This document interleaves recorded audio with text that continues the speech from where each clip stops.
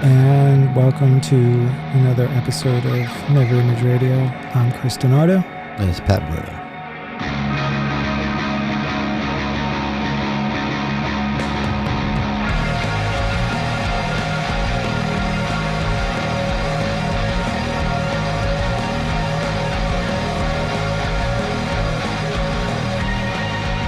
And today we are going to be doing our top 5 favorite albums of all time. Yes, and this was really tough. Yeah, so squeeze 5 records in there over 50 years of rock and roll, 60 years. I got to be honest with you, I still don't have my top 5. Well, so I'm like, it's going to be up to the whatever you feeling. Yeah, I figure since throughout the conversation, the right albums will come to the top. You go first. What's Pat Bruno's number 5 album? And go in order. Go 5 to top. I got it in order. This one here, I'm probably going to shock you with this one. Uh-oh. If I got a top 10 list band, it doesn't make it. Maybe a top 20 list band, it don't make it. Really? No. But they managed to put out a great album. It's one of my favorite albums. First time I heard it, I still spin it maybe once a year, twice a year. And it's Queensryche, Rage for Order. I love that album. One of my favorite tunes off of there is The Whisper. Great song. Screaming in Digital, London. I can listen to that whole album through all the tracks. I love Queensryche, but I don't think I'm going to... that album for me, this is like Queensryche stuff just like kind of gets put together. My favorite Queensryche album is the one with... Operation Mindcrime? No. I liked it, but not as much as I liked and I did not like Empire. I thought Empire was too like majestic and too... Yeah, well, they're getting a little glammy at the time too. Is the one with Take Hold of the Flame. Mm-hmm. What album's that off of? That was the first album. You have to listen to this album. I thought it was produced well for the time. I mean, it has a lot of that... it's a big album. Sounds big. You know, they were, double lead guitars. I don't know. That album always, I like every song on it. Like I said, I still spin it once in a while. It's an album I always, I loved it since the first time I heard it. A friend of mine. Great band, too.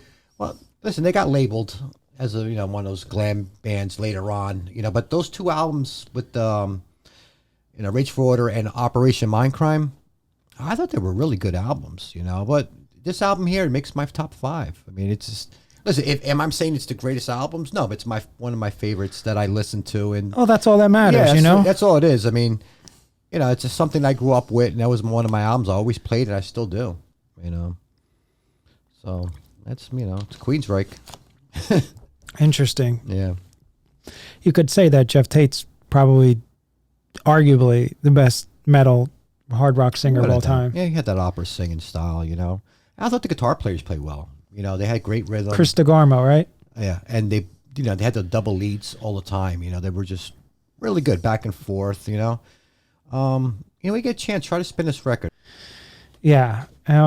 Okay. So for my number 5, let me see. I got "Permanent Waves" by Rush at number 5. Could be the most important album for me. Production wise, right. Sonically, the way that album sounds, it's perfection. Even the sounds of the stream in those songs, Free Will, Spirit Radio, Entre Nous, Natural Science is just a great song. It's a flawless record. There's not a bad second on it, and I don't want to talk too much about how great the musicianship of Rush is, because then we'll be here for like... Yeah, well, all the early stuff is great. Yeah, when this came out... I'm sure you could have put all the Rush albums This album came out in, I believe, January 1980, and was the album before Moving Pictures, which has Tom Sawyer, Red Barchetta, sure. YYZ and stuff. So, and there's the album cover up there. Yeah. And sonically, it just sounds great. And... so I got "Permanent Waves" by Rush in at number 5. Good. All right. I'm going with "Rainbow" Rainbow Rising. So I thought that'd be closer to the top. Well, no, it is.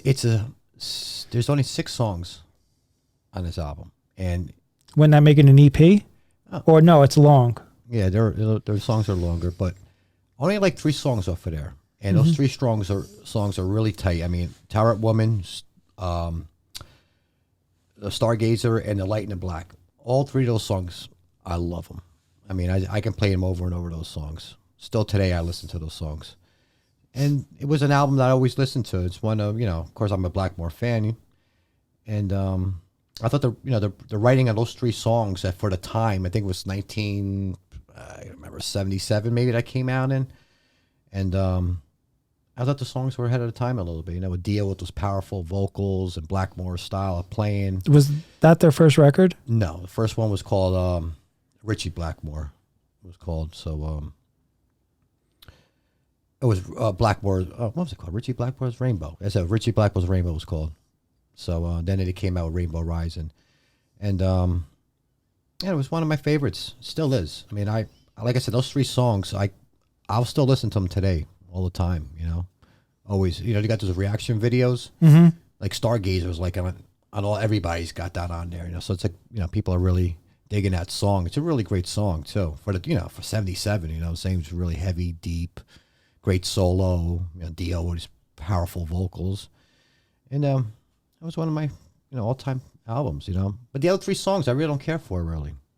So it's just an album, 3 songs. I just love them so much. Those 3 songs. Interesting. It's a short album. I wish it was a longer album. Maybe got some other songs to pick from. And just those 3 songs just make that album for me.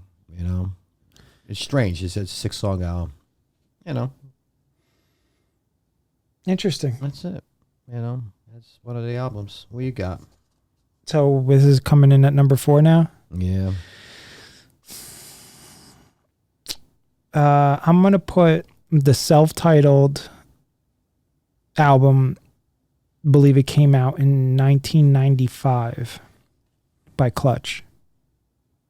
It's just called Clutch. As soon as you start it, you're off the groove, and the whole album just takes you someplace. I wouldn't necessarily call it a concept album, but it's as close as you can get to a concept album without being a concept album. Right. Every song grooves. There's not one bad second on that record. It's a perfect album. Right. Space Grass is on there. Escape from the Prison Planet. Every song on there. Big News 1 and 2. Just a great album, start to finish. Neil's lyrics. Well, John Paul's drumming. You turned me on to one album, and I still play it here and there. I'm trying to remember it. Blast Tyrant. Dude, let me tell you something. That album, start to finish, is a great record. Yeah, you know what? If I had to pick another Clutch album that could maybe go into this list, it would be that. Start to finish, man. And that's a groover. I still spin that once in a while. You turned me on to that, and I was blown away by that album. It's just like straight up rock. Yeah. I mean, you just can't beat it, man. Just straight up rock music. Because with Clutch, some of their albums go a little gospel. Right. I like that, though. But it's gospel with a kick. It goes a little bluesy. Yep. There's a little jazz. Well, he has that voice. That's what it is. Yeah, he speaks and he sings, and it's like he can preach sometime. He has to go. He can go preacher. Right. He can, and it works. Yep. Every character he takes on is that, and that's on this album that I cite, the Clutch album. He's basically like taking on the character of like, I don't know, like some hitchhiker from another planet who's just on some different thing, meeting all these different people along the way, and it's just a strange lyric album. But yeah, I'm not too familiar with that one. Start to finish, you are familiar with it. You might have showed me to me, because when you hear it, you're gonna be, I know this song. Right. I heard this song. Oh, this song. And a lot of it's a throwback to a lot of 70s stuff, because the beginning of the album is the end of the album. Is that one of their earlier records?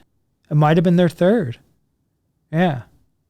So, yeah, the self-titled album by Clutch it's got some hip-hop grooves in there, and I don't mean hip-hop in the sense of grab a microphone and jump on stage and throw your hands in the air, that kind of stuff. I mean like the backbeat groove of like hip-hop, like that's always sampled, like when a lot of rappers sample Bonham's kick drum and a lot of these grooves. This album is all groove. This album is like, it's from start to finish. You could dance to it, you could chill to it, you can get hyped to it, you could rock out to it. It's got everything. I'll check it out. So the self-titled album from Clutch coming in at number, what was that, 4? I think so, yeah. Number 4, Clutch. I lost track already. So you're at what, number 3 now? Yeah. All right. Well, this album. I'm gonna do Ace Frehley's '78 solo album. I'm sorry. Hey, don't be sorry. It's one of my favorite records. We both know this record inside and out, backwards and forwards. Listen, I think all the songs on there are great.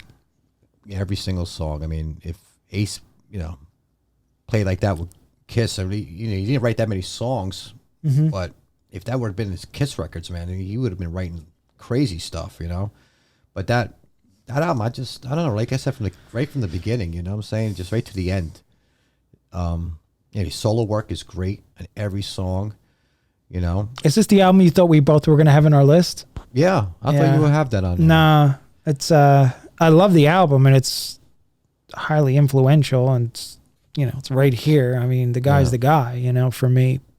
But no, it's not because that album's bad. It's because of how good I feel about the albums I'm going to list. But I mean, Rip It Out, Speed Back to My Baby, right to what was the third track on that one? Snowblind. It just keeps going and going. Needed Love, Wiped Out. I mean, just the instrumental. Yeah, A Fractured Mirror, right? And that's a good piece, that Fractured Mirror. Really good piece. Yeah. It's my favorite record. It's probably my favorite Kiss record. And New York Groove, really? Yeah, I mean, you could argue if I'm going to pick my favorite Kiss record, it'd probably be Ace Frehley solo. I don't know if that still considered Kiss. No, record. it technically is a Kiss record, and a lot of people would say that Ace's album is the best Kiss record ever made. I mean, you could certainly say musically, I won't argue. It can be. But how much? Yeah. Say, do you have a Kiss record,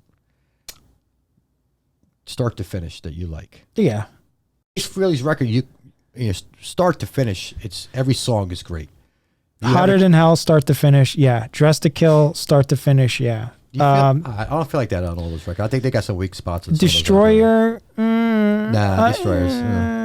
Because of Great Expectations, but the remastered version of Destroyer I love, and I don't care what anybody says. It sounds way better than the one they put out. It definitely does. The bass is more up. The drums, they took a lot of the reverb out of it. Yeah, they did, and the guitars are sitting differently in the mix, and you have Ace's solo in there. The key to that record is the bass sound. Yeah, that bass sounds amazing. They took out that Bob Ezrin lacquer, that stuff that was on that album that made it sound like bells. Yeah, they had a lot of coarse sounding. That sounds way better with the acoustic and the right.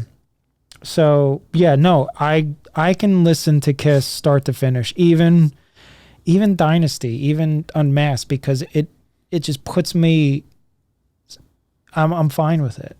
Is Unmasked and Destroyer as good as like Love Gun? And no, it's not. But for me, yeah, I feel like Ace Frehley's. If I had to pick, I think he'll be number one for me. I mean, out of the 4 solo albums, he wrecked them, of course.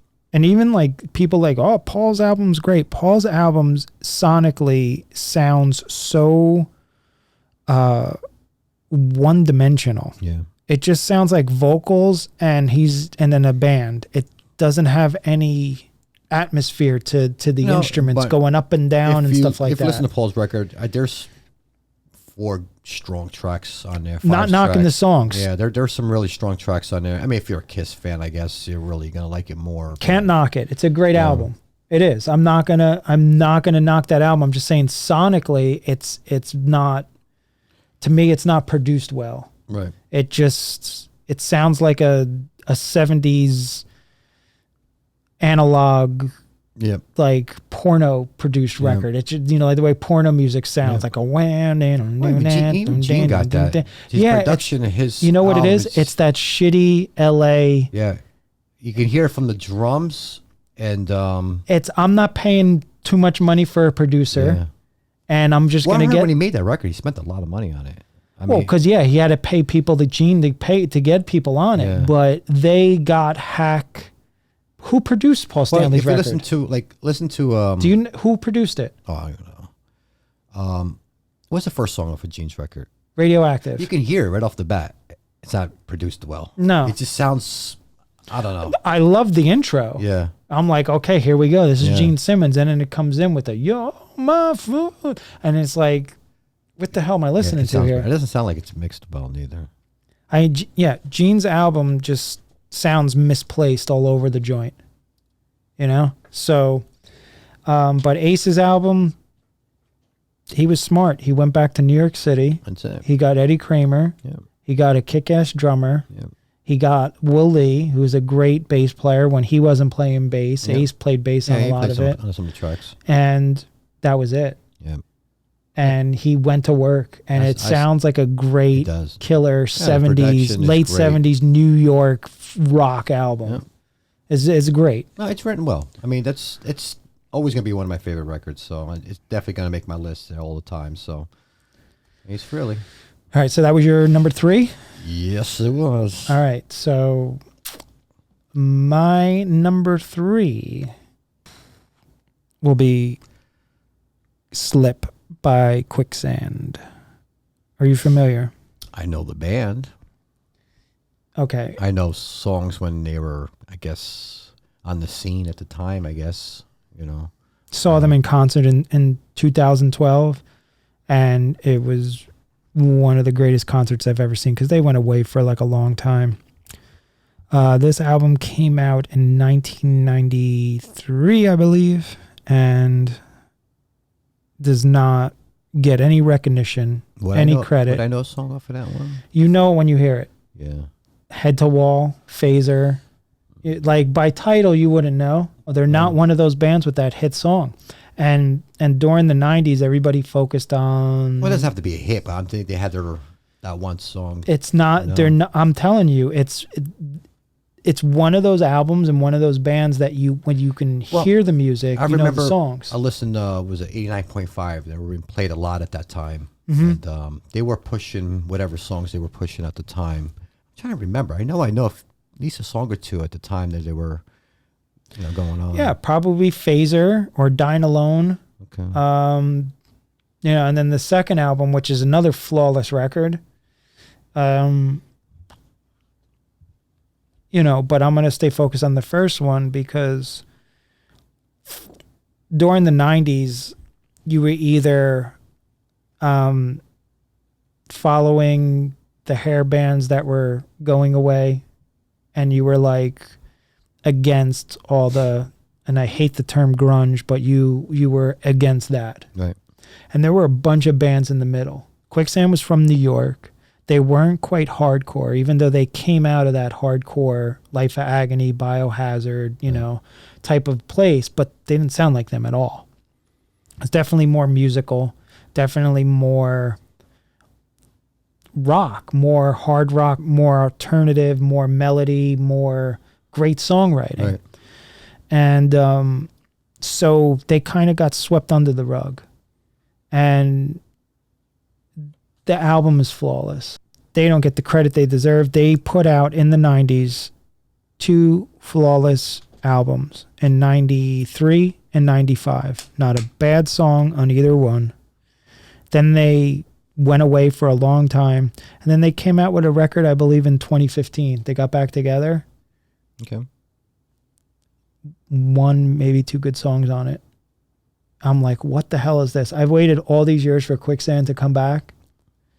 It happens a lot though with bands. And the show was great. When I saw them, I got everything out of that show that I ever wanted because I couldn't see them back in the day. Right. And it was great. So it was almost like at that concert, people waited 20 years to sing those songs back to the band and see that band there. Right. And when they came on the stage, they came out to just like this weird classical somber piece that was like a score almost.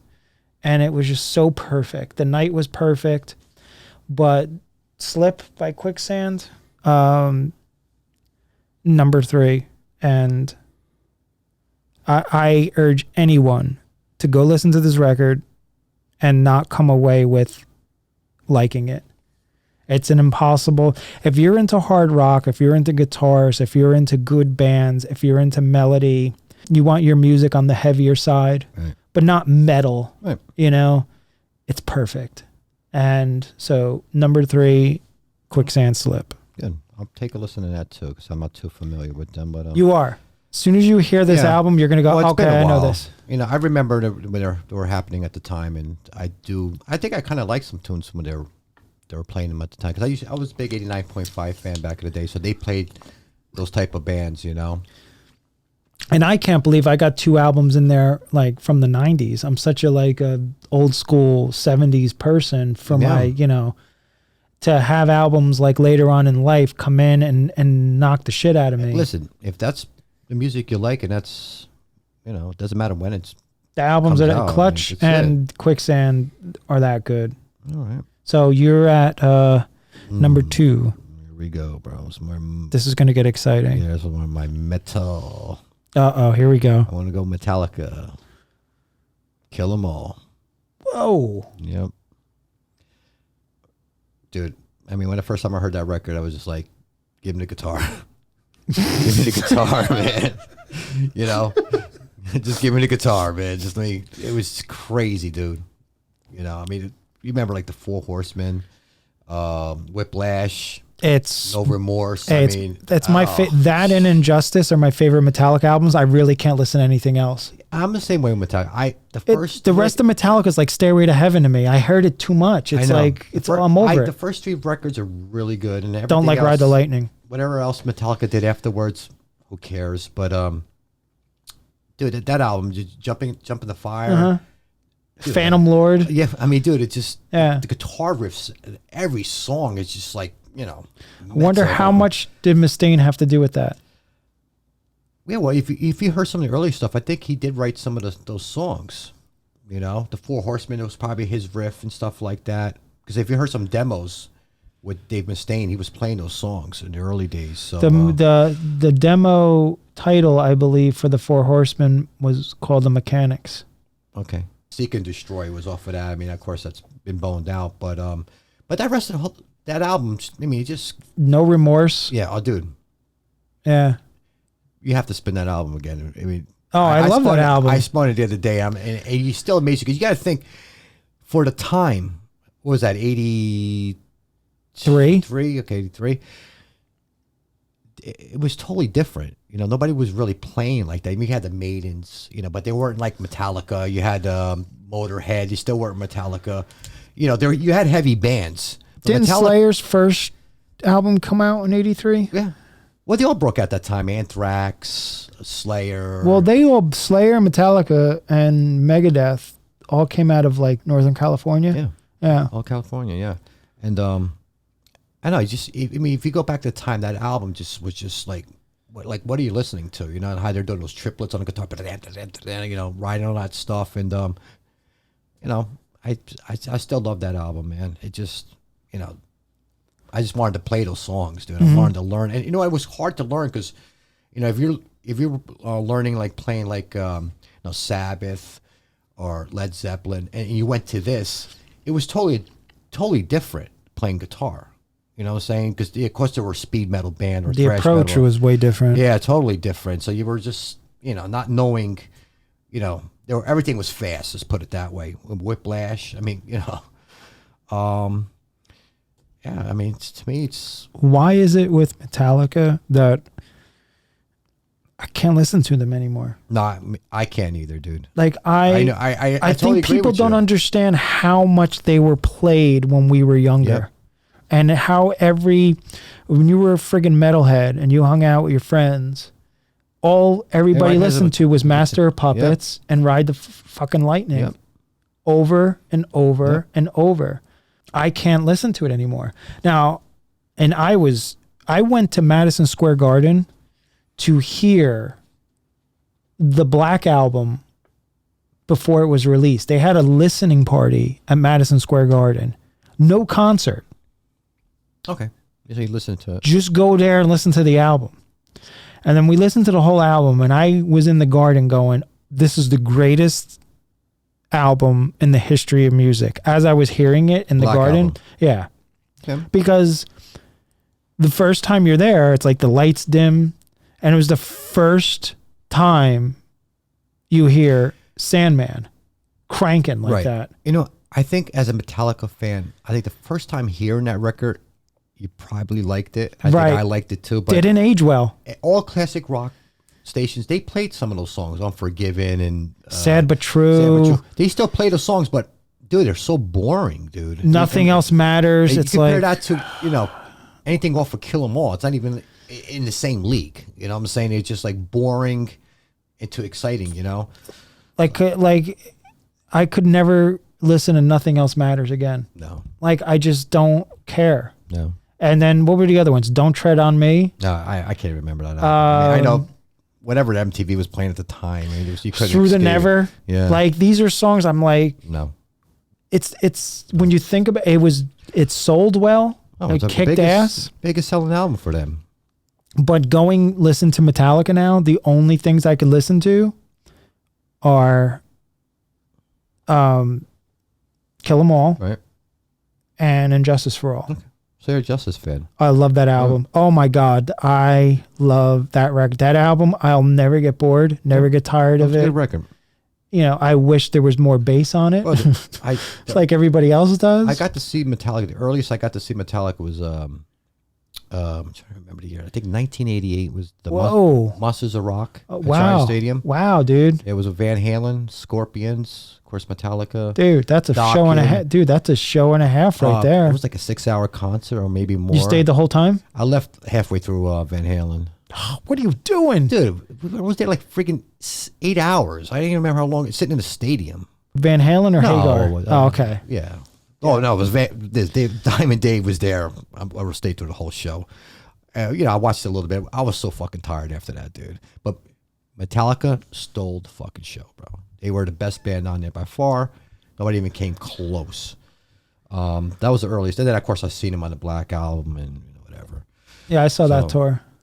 Yeah, I saw them a couple times. Well, interesting. When I saw them on the Black Album, saw them at the PNC. Mm-hmm. Danzig opened up. So I got to see Danzig perform that night. I like the newer Metallica. What was that album that has the... I don't even know the names. No. Not Saint Anger. No. No, the last one that just came out. Yeah. I don't know. Death Magnetic. Okay. Magnetic. I heard a few tracks off of there. Let me tell you something. I like it. I do too. I like it. They're trying to get close to the old Metallica on that. No, but a lot of people gave that album shit because I used to say Anger before. That fucking thing is just, I throw that one in the fucking toilet, that album. Remember that? How bad that was? The fucking drumming sound like he's banging on fucking garbage cans. Yeah. Oh my God. Something went wrong on that, and it's... Yeah. I like Death Magnetic. Okay. I like Injustice for All, and I like Kill 'Em All. Yep. I'm not saying the other, obviously Master of Puppets is great. Yeah, they got great songs on there. But Master of Puppets is like Led Zeppelin 4. It's like you're not gonna, it's just, you just heard it so much that, it's too much. And that's when everybody was really getting to Metallica when that came. Everybody played that record. Yep. Oh my God. Everybody had this, the Metallica shirts, the Metallica patches. And not me. I wasn't a patch guy. No, I wasn't. I liked them. I thought they were really good, but I wasn't like, I didn't like Metallica as much as I liked Sabbath or Zeppelin or the Beatles or Kiss or the Misfits or, I didn't like them as much, or Van Halen. Well, the list goes on, sure. Yeah. So you know. But Anyway, that's good stuff. That's my that's one of my top albums. All right, so I'm at number 2. No. You what do you mean no? You're number 2? Yeah. My number 2. Dun, dun, dun. You want to guess? I'm going to guess. You're picking at quicksand and fucking clutch. I'm going to... All right. Rock and Roll Over by Kiss. Oh, all right. It's just a... No, I know that's one of your favorite Kiss records. I knew that, but I didn't know you were going to put it in there. It's the best Kiss record. Okay. And you know me, I'm an Ace guy all the way. There's no Ace song on that album. It doesn't matter. But his guitar playing on that record is so good. And it's the best guitar album for Paul and Ace together. Eddie Kramer's production is flawless. You hear the sounds of the theater that they're recording in come out, and that reverb and drums are big. Oh my God. Everything is great. I will never, ever, ever listen by choice to Calling Dr. Love ever in my life. But if I'm listening to that album, listen to the whole thing. When that comes on, right. It's such a great song. Yep. It sounds so good. Yep. Mr. Speed, Love 'Em and Leave 'Em. Yeah, the guitar solo, Love 'Em and Leave 'Em was great. The way the album starts, it is great. You know, I think the weakest song on there is that Don't. Oh, there is one weak one. No, there's not. There's not one weak song on that record. Don't even say "See You in Your Dreams." Yeah. I don't know. It never really did it for me, that song. I think every song on that album is great, but when that song there, just I don't know. You know what it is? I think it's such a simple song. It's just like... Is it simple? I think so. I think it's just like boom, boom, boom, and I think it's it. And listen, it doesn't hurt the record. No, I love that song. Okay. I think you would like that song. It seemed like it was like your type of song. I did not like what Gene did to it on his solo album with the chorus girl singing. Yeah. It's like that got all like Porno City. That was bad. That album with those girls singing. That was bad. He just made that album sound like it was porno music. Yeah, that's bad. You know? I don't know what he was thinking. Horrible. Rock and Roll Over. The opening acoustic guitar with Paul's voice just grabs you, and then as soon as that guitar comes in, grabs you. Mm-hmm. I'm trying to remember, what was the Peter Criss song on there? Baby Driver. Baby Driver. That's another good tune too. It's a great song. It's really That's good song. heavy. And listen to Peter scream on that record. Who's screaming like that on any record in the 70s? He's got some good fills to it. If you listen to the very end of that song, he's got some really good fills in that. Really good fills. Tell me something. Who is screaming like that on a record until metal in the 80s came out? Yeah. He's viciously screaming. Well, let me tell you, if I'm doing a legitimate top 5 Kiss record, that's definitely my top 5 Rock and Roll Over. It's a great record. I'll put that up there. You know, I loved Holland Hell too. So Hotter Than Hell. Yeah. What's it, Hell? How you got like tongue tied there? Mm. Start to finish, it's amazing. The production, the sound, the drum sound, the vocals. And I don't care that Ace doesn't have a song on there. I really don't. He doesn't need to be on there. His guitar playing is good enough. And Eddie Kramer got all of them, to throw down. That's my Kiss. Rock and Roll Over, Love Gun, Side 4, Kiss Alive 2. Great side. Ace's solo album. Yep. Like to me, that's the greatest Kiss for me.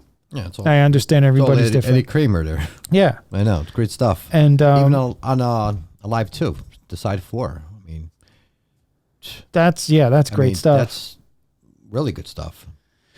So, I heard that Paul never liked to use Eddie Kramer because Eddie Kramer brought Ace to the forefront. Right. Yeah. Well, someone wants control. That's all it is. He wants control. It just seems to me that Paul Stanley takes Kiss to match what he can do. Right.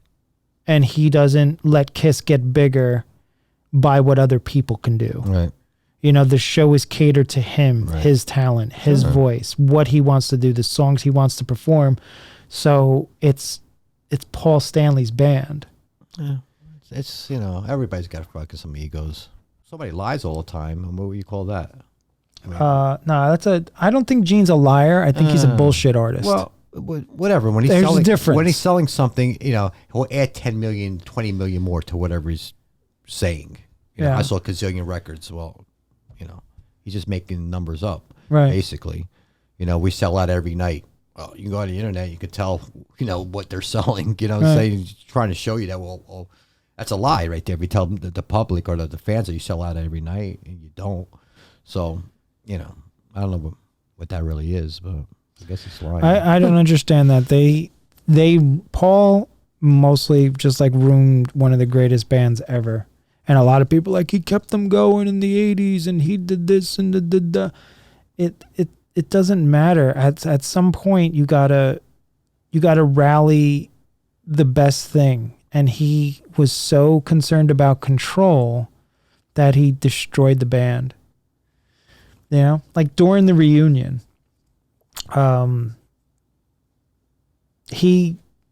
they were paying Ace and Peter to be hired guns. And no one's saying, hey, bring them back into Kiss and let them get like 25% of the money. But let them be who they are. You know, could you imagine touring with Paul Stanley? How awful that would be. That's why he likes the new guys. They're fucking, yes, sir. Yes, sir. Yes, sir. You want coffee? Yes, sir. I mean, that's what he probably wants. And Ace and Peter, they're going to say go fuck himself. No, I'm not saying that they're Boy Scouts, especially what Ace put them through and what Peter put them through. I'm not saying that, you know, but Paul's got to look in the mirror and blame himself for it.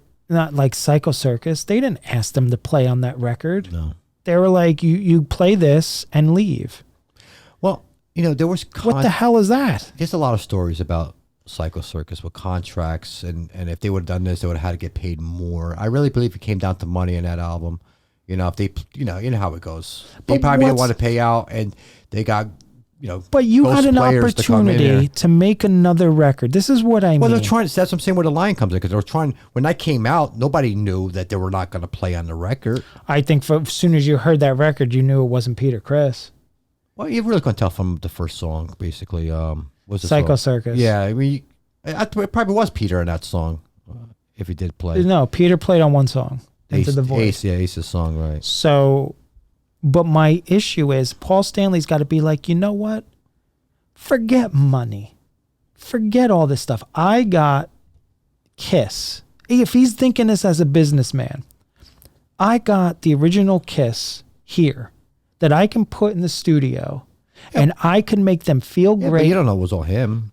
I'm sure Gene and him talked about it. He didn't do what I'm saying. No, he probably didn't. So that was the move to make. He could have stroked the ego of somebody. He could have said, hey, listen, you guys put me through hell, but listen, let's make this right. And this is how we're going to make it right. No, he put a piece of paper. He talked through lawyers and said, you're getting one song. Right. And Peter, I'm going to write your song for you. That was a bad song. Yeah, and it was just awful. Like, Raise Your Glasses. Yeah, like, I've waited all these years for 4 guys to get in the studio, and I'm getting Raise Your Glasses. Well, hold on a second now. Hold on. The producer there, what was his name? I'm not buying that. No, listen. Yeah, I'm not buying it. He had control of the songs that were going on there. If you listen to some of the demos. Says Paul. You're going to tell me that if this guy's producing this record, Paul Stanley's not going to say, listen. Well, they brought in a bunch of songs. Right. There was more than, say it was 10 songs on the album. Right. Okay, they brought in way more than 10 songs. Right. If you listen to the demos of other songs that didn't make it, there was better songs than Raise Your Glasses and I Pledge Allegiance, whatever the fuck the name of that song is. They were better songs. Absolutely. So, I mean, I don't know who decided. I thought it was the producer who decided what songs were getting on the record. Did he? Well, we don't know. Now you're going to tell me you're a producer, right? And you're saying you're whoever produced that album, Bruce Fairbairn. There you go. You're Bruce, and you say, hey, Paul, I really think this song that Ace brought in, Sister, is perfect for this record. Right. And Paul Stanley goes, Bruce, I don't agree with you. Right. I much rather would have Raise Your Glasses. What are you going to do if you're Bruce? And you know that Paul Stanley's saying that to you. No, well, we don't know. What are you going to say? Paul, screw you. I'm in charge of this record. You don't know what you're talking about. Right. We're going to use Sister by Ace Frehley.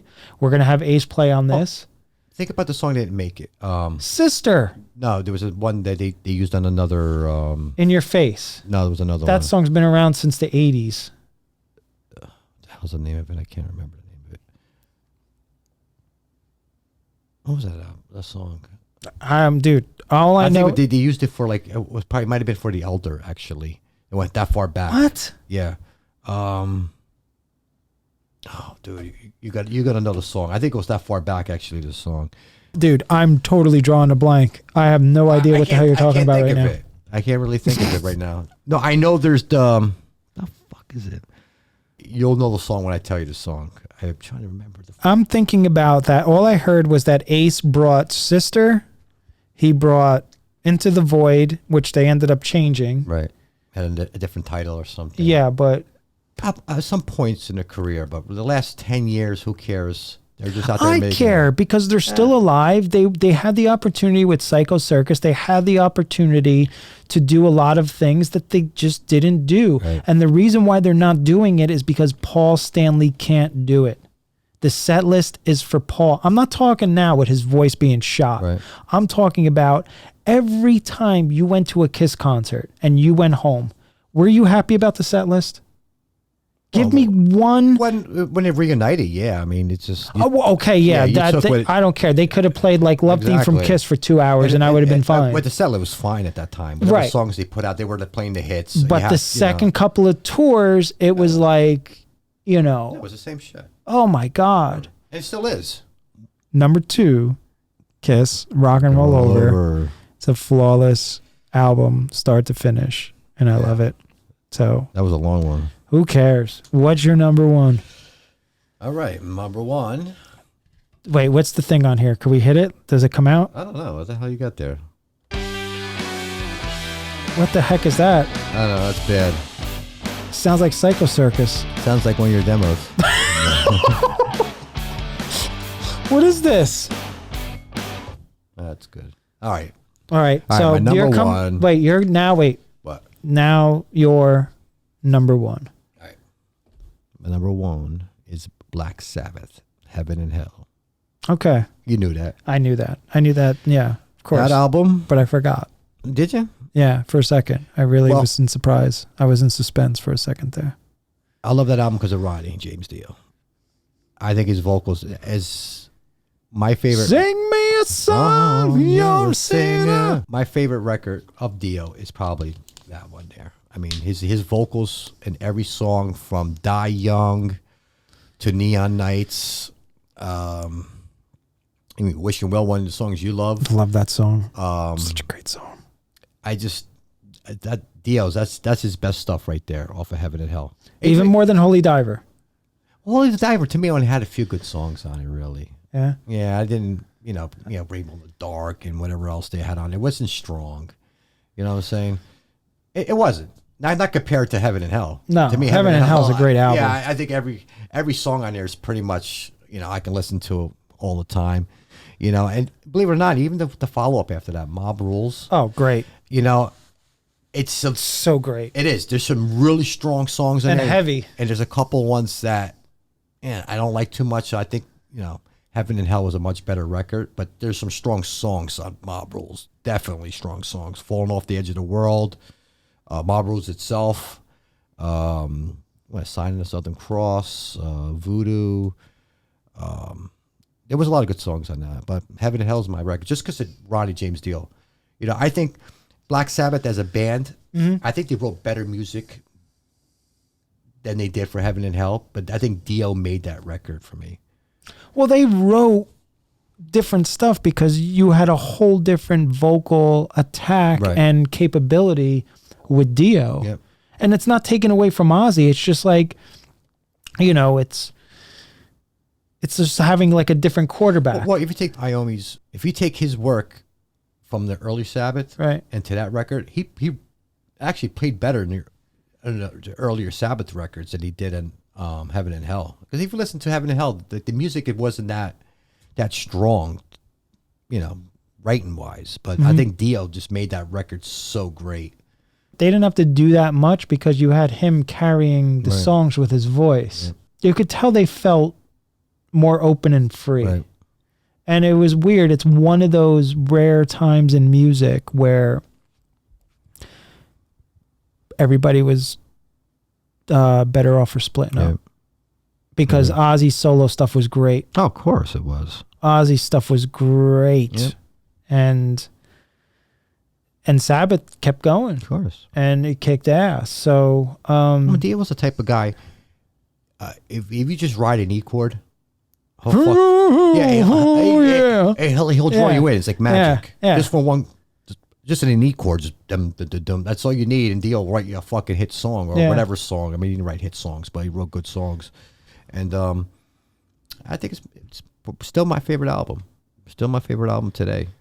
Yeah, Dio was the star on that album. Even though I'm going to disagree with you because there's a lot of guitar stuff that I heard from Iommi that I didn't hear earlier in Sabbath. Right.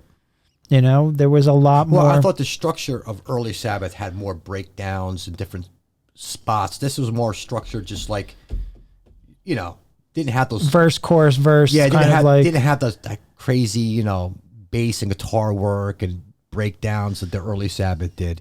You know, and that album missed that. It really did. But like I said, Dio made that album just with his. I think the attack with Dio Sabbath completely different than the attack with Ozzy. Right. I think with Ozzy, Sabbath was more like cinematic in tone and a little more evil. Right. But I think with Dio, Sabbath was heavier, a little faster, just more. What if you go back to like the old Ozzy days? I mean, not to compare. I mean, like Sabbath is Ozzy. You know what I'm saying? That's Black Sabbath. You know, but when Dio wrote, like compared to Ozzy kind of wrote sometime when he sang. He kind of sang on the what's that word there? Like more on the guitar parts. You know what I'm saying? Dio was a totally different guy. He actually sang through the song. Through the song. Ozzy was singing on top of stuff. Yeah. He would sing like exactly what the riffs were. Right. Yeah. Like Iron Man. He's singing on top of the guitar riff itself. Right. You know, Dio didn't write that way. Right. Dio, you know, sang in a different way. So I'm not saying one's better than the other. No, it's just two different attacks. Totally different. Yeah. That's cool. And I got to see them before Dio died with Sabbath. So to me, and they called it Heaven and Hell, which I really appreciated. That was, you know, just Dio and Sabbath era only. You know what I'm saying? Not Ozzy. They didn't play none of the Ozzy stuff because nobody wants to hear Dio singing fucking Ozzy. Right. So they called it Heaven and Hell, and I got to see it twice. So I was good for you. And I never thought I was going to see that lineup. No, that's like me seeing Quicksand. Right. Never thought I was going to see it. There was three lineups I wanted to see in my lifetime. Kiss. That happened. Dio with Sabbath. That happened. And then the other one was going to be Dio with Rainbow. That was, you know, that didn't happen because, you know, Dio died. But I still got to see the, you know, Sabbath and Dio was one of my lineups. I knew that would never happen. I was like, they would never get together and play. Never. And then they did that one show at Radio City Hall. Right. And then they just hit it off of there. I got to see who I wanted. Right. And I'm going to tie that in with my number one. Okay. Because it's the same thing. I never thought I would see the original Kiss together. You know, going through the 80s and the 90s, you didn't think it was not even. No. There was just like no way. Nope. And seeing that blew my mind. The other one was seeing the Misfits. Seeing Danzig front the Misfits in Newark. Yep. Was the most fun I ever had at a show. Yeah. Of course, that was your band. You thought that would never happen either. No. And to see it. Because Glenn always refused it, didn't he? He was the only one refusing it all those years. Right. He didn't want nothing to do with it. Right. And here's the kicker. Because they always had like just punk drummers who could like play the songs. The Misfits never had a drummer that was in the band. It was always Jerry, Doyle, and Danzig. Right. So to have Dave Lombardo take the drums while you're seeing the original Misfits, sign me up. I didn't care. They could have charged me $7,000 for those tickets. I would have paid it. Yeah, well, I paid what, $300 or $400 for it. I don't care. You want to pay $7 though.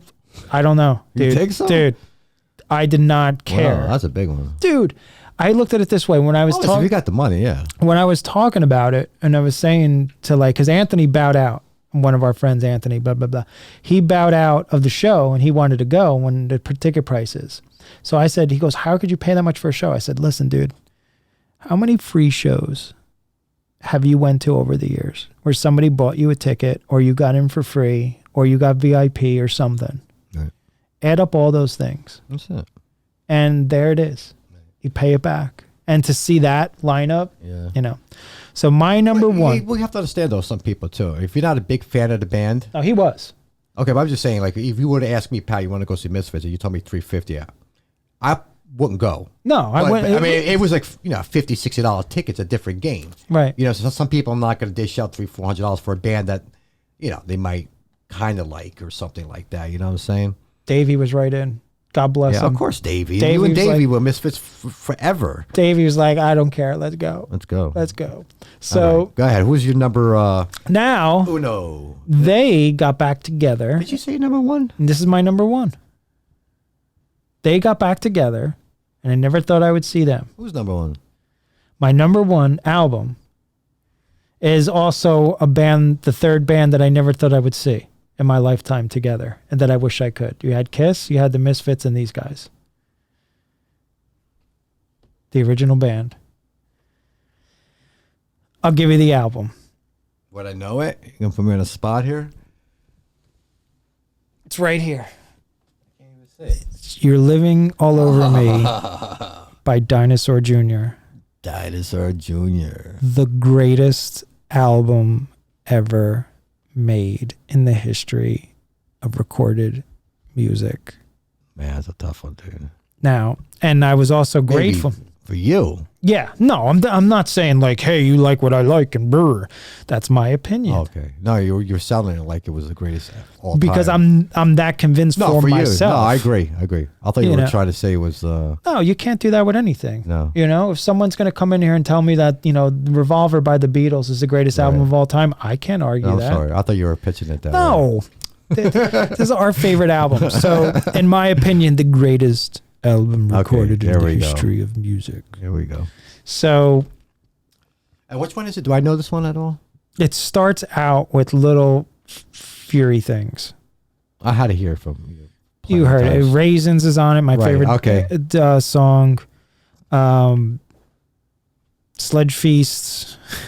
The original has a Peter Frampton cover. Show Me the Way. The Lou Barlow song is my favorite Lou Barlow song. In a Jar, The Lung. It changed my life. I listened to it and I still listen to it. The vinyl I have sounds great. I got Jay autographed the vinyl for me. Nice. And it's such a great record. Start to finish, guitar wise. Now, is it the most wonderfully sonically produced record? No, it's not. It sounds like a lot like what Hotter Than Hell sounds like, where it's produced on some weird ass gear. Right. Well, as long as the songs are killer, that's what the really songs counts. are great. Yeah. And the production fits it. Right. I would not change a damn thing about the production. That's how Hotter Than Hell is. If you listen to Hotter Hell, I would change a million things about the production in Hotter Than Hell. Yeah, I don't mind it. Since you heard it so many times, you think it's just part of the record now. It's like, you know what I'm saying? It's like, that's what you expect. No, I hear you. I hear what you're saying. It's becomes the texture of it, of it all. But what I'm saying is like this, like fits it. And this album is amazing. Start to finish. I can't get enough of it. I love when they play these songs live. It was a life-changing experience listening to the record for me. Guitar-wise, it's J Mask. To me, it's J Mask's greatest contribution to music. I'll never get tired of it. Ever. There's not a moment on that record where I'm like, please, not again. Right. Every second, the vinyl has a different texture sound to, like, you know, listening to it digitally. Right. And some of the songs run into each other. It's kind of cool. Okay. I like the vinyl experience better. And I'm not one of those vinyl geeks that are like, oh, it sounds blah, blah, blah. It just, there's something about the vinyl. Well, it's true. On certain older vinyls, I mean. And this album came out in 1987. Right. So if you think of the stuff that was out in 1987, this was only getting airplay certain colleges, certain indie places, skate parks, like you just hang out with people, you know, that you skate with, that you meet. Well, that type of band, you know, just didn't fit really in you know, what was really going on in the popular scene, you know. Which is a shame, because the stuff that was popular was just, you got to think about it. It is. I mean, I totally agree with you 100%. I mean, if you're good, you're good. I mean, there's some, you know, at that time you had a certain look or certain style, or, you know, a guy posing with the guitar sold more records than somebody who could actually play it. Yeah, and Jay played his ass off on it. Lou shows up on that record too. Like, Lou's bass playing on that record is tremendous. And I love his song on there. There's a couple of weird moments too. Like the last song on the record before Show Me the Way. Because I'm going back to the old version that has Phantom's cover on it, where they did Show Me the Way.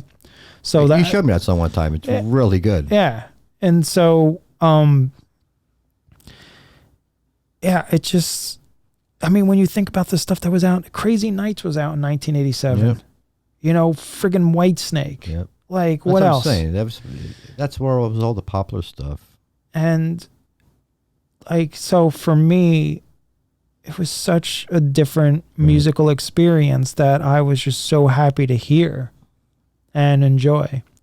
So I'm a huge Dinosaur Jr. fan, and that album is the best Dinosaur Jr. record. Now, if you put it on and you think you're going to hear some slick produced, overproduced guitar, perfect drums sounding record, forget it. This is one of those albums that you got to take a shower after you listen to it, because of the production. It's like, it's different. And the opening of this album is, I'm guessing what he's doing, because I've done this live with old Down Neck stuff and on SLeuX's first record, where you take the big muff pedal, jack it up as high as you can go, and you run it into a wah pedal, and then into a Marshall that's just like, you know, high. So you get that, and every time you put the wah down, and it's like, so he starts the album like that. Right. So it's like, it's like, you're like, what am I hearing? So for the first like 30 seconds, you hear people screaming on a mic, a wah going crazy, and then it sits down. And